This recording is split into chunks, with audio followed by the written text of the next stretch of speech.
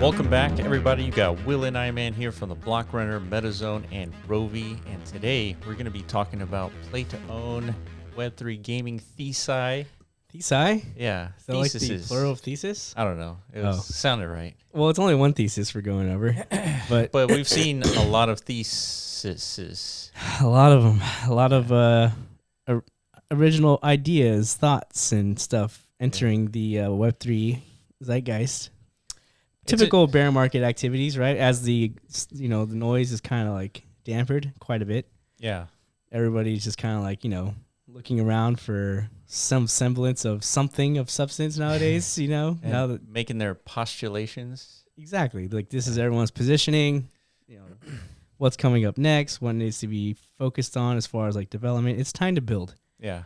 Right. So what are the core tenets and principles that need to be respected and agreed upon in order to build something of value, right? Yeah. So obviously play to earn has a lot of problems with going for it, right? Yeah.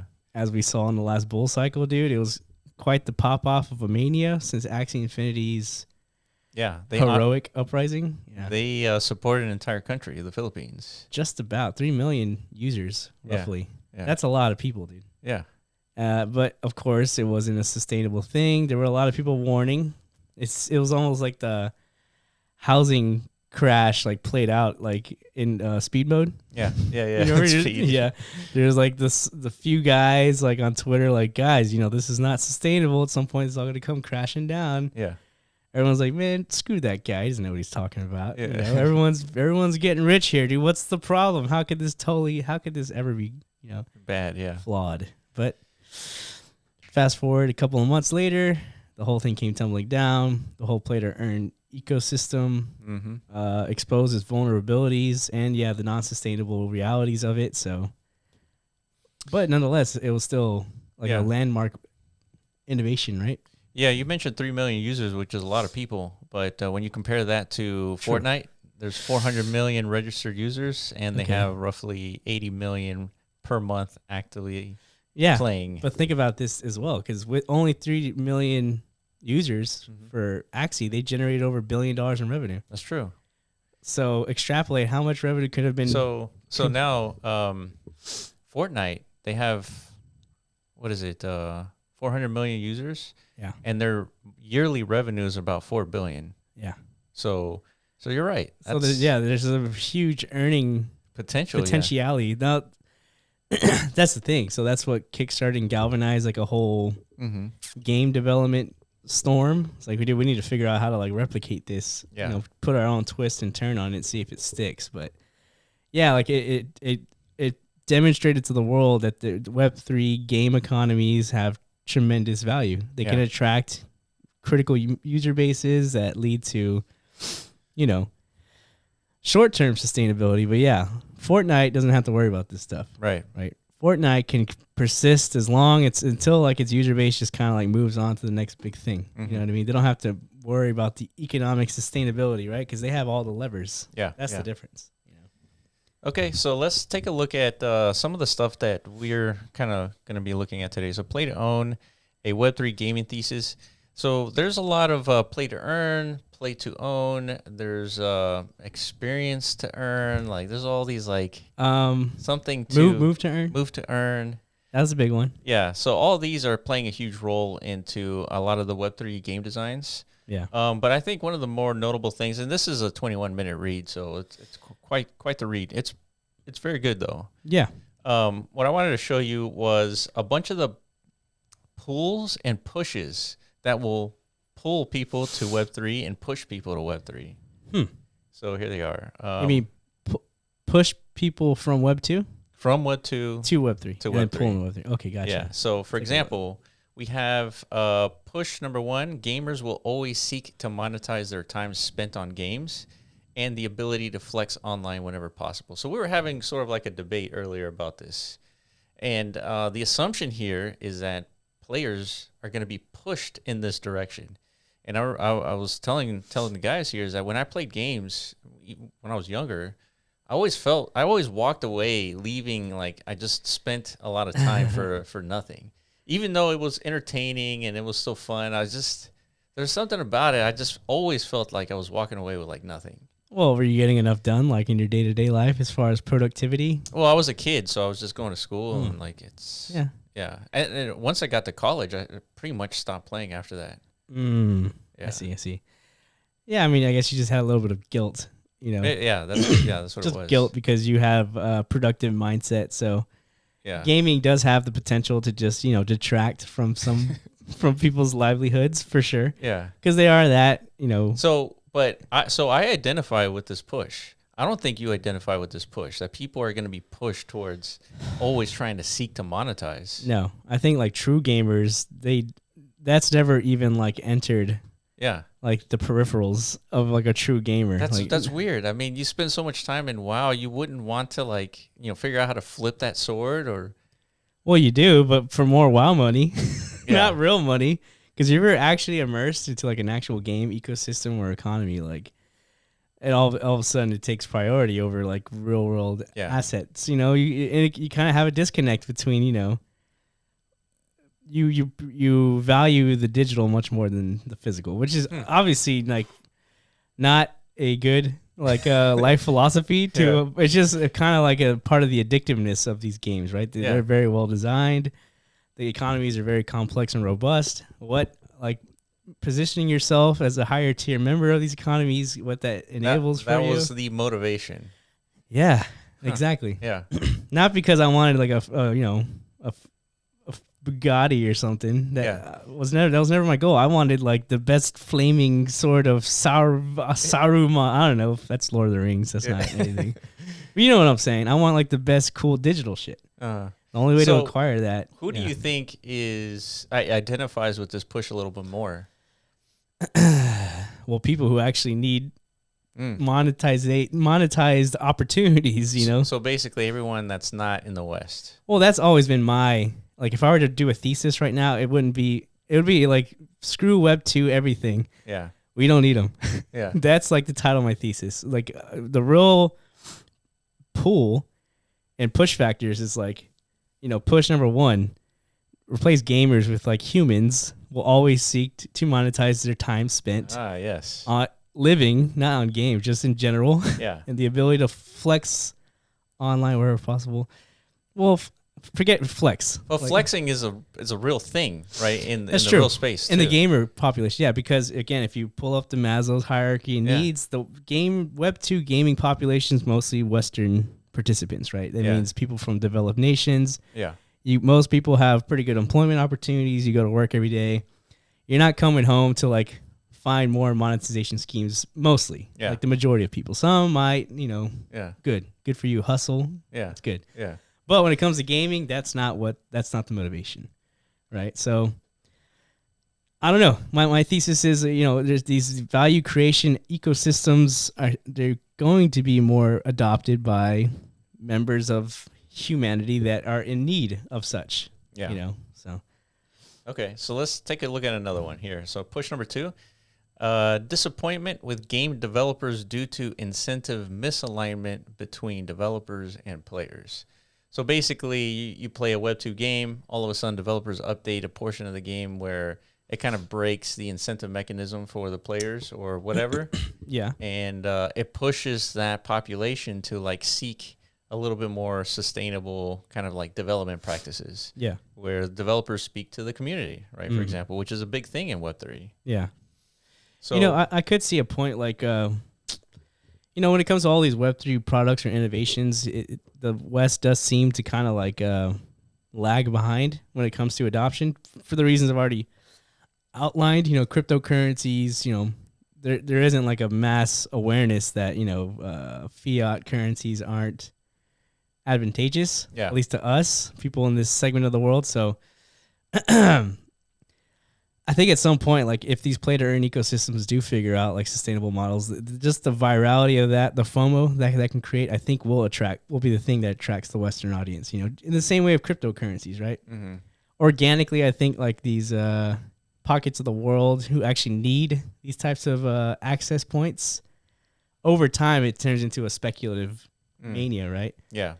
So all I'm saying is at some point, the play to earn will resurge Oh, they will. Yeah. Yeah, and then there's going to be a mania, just like there was for NFTs, meme coins, whatever the hell. I mean, think of like the base foundation of speculation. You have Web2, which is fully funded. I would say the Western is fully funded. Yeah. And then you have the Eastern side of the planet, which is not fully funded.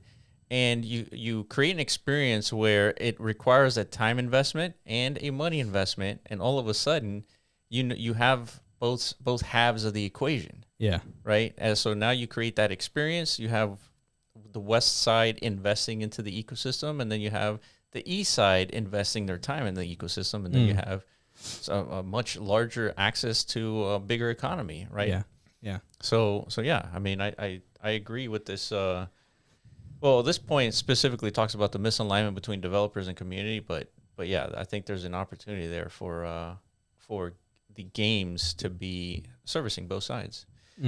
Push number 3, game developers and publishers can have abused user-generated content creators for their own bottom line without consulting the community. Well, there's a lot to say here, but can and have abused UGC creators for their own bottom line.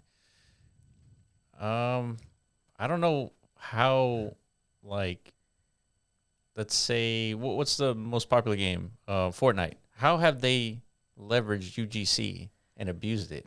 Well, that might not be like an example of a UGC ecosystem. Maybe something more like Roblox. That's definitely like you're right. UGC centric, right? Wasn't there an article that said that Roblox made the majority of their money from like the top 1% developers? Yeah. I mean, I think they have over like several million. Yeah, several million developers. Technically, they have several million creators in their ecosystem, but only like 1% is like actually making money. Yeah, it's like less than 500 of them make like 99% of the revenue of the entire platform, which makes sense, right? Like over time, you're going to build brands, you're going to build, loyal customer bases, stuff like that. I don't know, but yeah, and they're paying for the server, right? So that money goes to Roblox, the team, and only 500 of them are actually like generating some sustainable income. Yeah. So you could, I could see like in that scenario where like the company, the centralized, entity that is pushing actual updates to the Roblox ecosystem, they're probably looking at in favor of that pocket of 500, right? Like, hey, the revenue's mostly coming from these guys, so let's support them. Let's create content updates so that they can continue their revenue models, whatever. Yeah. And then they just kind of disregard the remaining population of creators, and it's like, fuck. Yeah, in this context, in a Web3 world, you're having user-generated content make NFTs, and then it's a little bit more equitable distribution of value. All right, so there is... So those are the push factors from Web2, right? So now... Here are the pull factors. Why would I want to go to Web3? All right, deeper liquidity of secondary market leading to greater trading volumes and revenue. So yeah, if you create an ecosystem where you have a bunch of NFTs created by the community, and all of a sudden that is openly tradable, you're going to have far more liquidity, right? Yeah. Versus a game like WoW where there's a black market of trading accounts. It's true, right? Yeah. So definitely, I would consider that as a pull, right? Yeah. Again, but you have to make that assumption that again, gamers or whatever demographic that is being targeted by the Web3 gamosphere, are interested in these, liquid trading environments. You know what I mean? Yeah. It's just, it's not so. So it's not Western friendly. Not yet, I guess. I don't know. Yeah. It might be like some sort of like Tesla type scenario. Nobody really knew they wanted electric cars until Dude, exactly. Until Elon made it cool.